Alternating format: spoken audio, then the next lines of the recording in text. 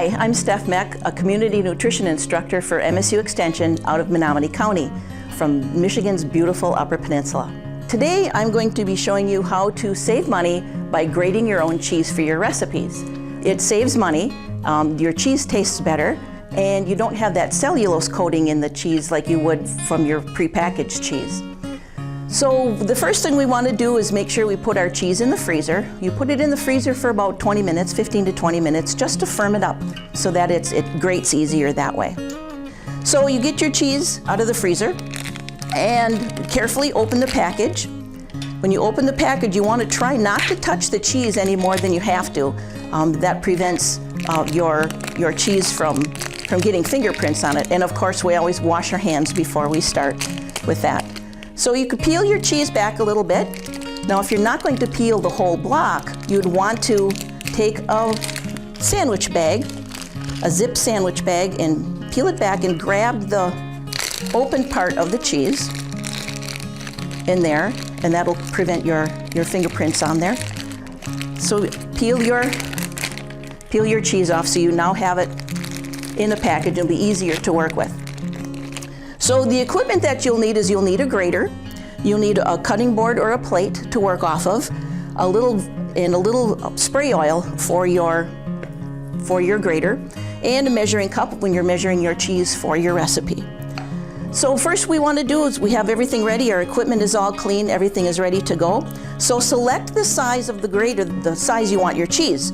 If you're going to have it fine for recipes, this would be the size that we would use. So a little bit of spray oil on there will prevent the cheese from sticking. So holding the package carefully, hold the grater firmly, and just press down in a downward motion, and you can see that the cheese is coming out, kind of like what you would get in the store. So about like that. And you want to rotate the block so that you're not going to have it kittywampus when your cheese is done.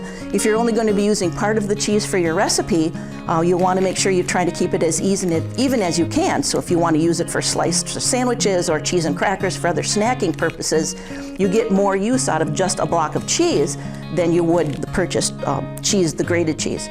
So we're going to grate it down, and because of the firmness of the cheese, we are getting some good grating in there. So when you get enough grated for your recipe, you can measure it out, measure it into your cup, however much you need, and then use it in your recipes. Now, if you're grating cheese for future use, or if you grate more that you want to use, you can prevent this from sticking together.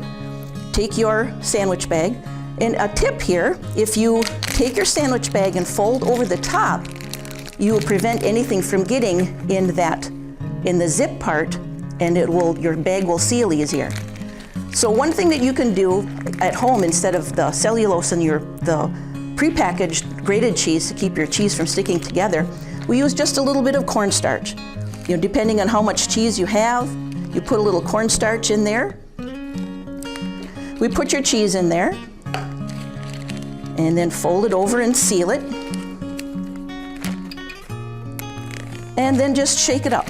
And that cornstarch will get around your cheese and prevent it from sticking together. So when you have your cheese all ready to go, you can put it on a plate and freeze it up until it's firm. So once that's all ready and frozen, put it back in your bag, zip it closed, and put it back in the freezer. It will keep about 3 months. So that is how you can save money, have a little better tasting grated cheese for your recipes by using your homemade grated cheese. Thank you.